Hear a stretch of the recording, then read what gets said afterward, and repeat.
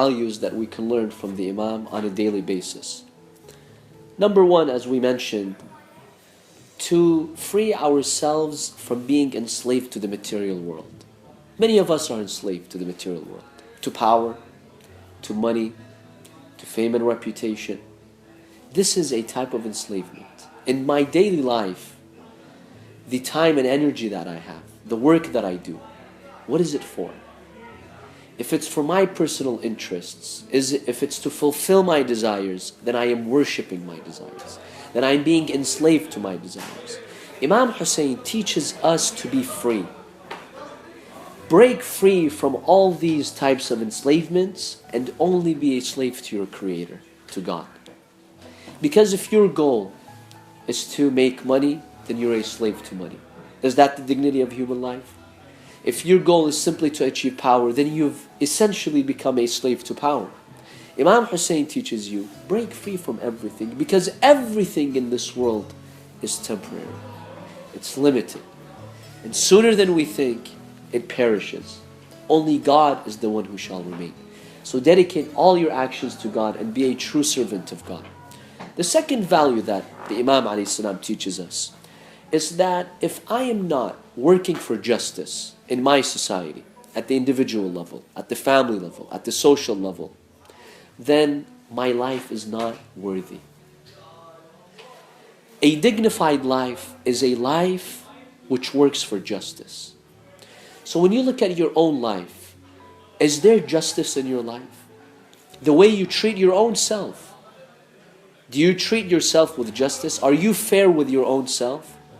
Because every sin we commit is an act of what? Injustice. With my family, with my spouse, with my parents, with my children, do I uphold justice in my house? We learn this daily from Imam Hussain. In my society, at work, at school, am I actively doing something for justice? Imam Hussain teaches you that if you're not actively working your justice, you're wasting your life. Your life has no value. Only a life that is working for justice has value. During the time of Imam Hussain alayhi salam, the evil tyrant Yazid was ruling the Muslim Ummah, the Muslim Empire. Yazid was a corrupt man. He was an evil dictator. He had subdued his entire nation. He had usurped the wealth of his nation for his own personal desires and benefits.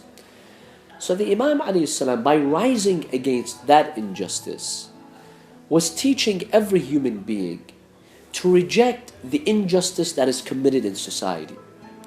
The laws of God, as the Imam ﷺ explains in one of his speeches, the laws of God were not being implemented. God has given every human being economic freedom. Whereas Yazid was hoarding all the wealth. He was usurping the wealth of the Muslim Ummah. That's injustice. In the world today, we see that. How many nations are impoverished? Global poverty is an issue. Every day, 30,000 children are dying because of poverty. Is that not injustice?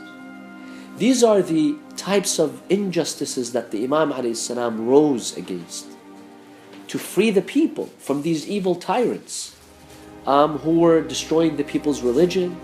They were destroying the economic life of their people.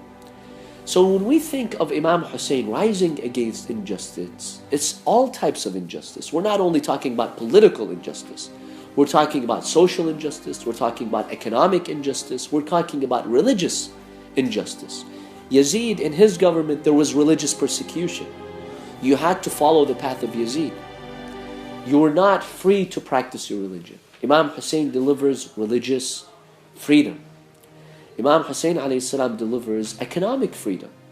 Imam Hussain ﷺ delivers social freedom. So these are the types of injustices that he rose against.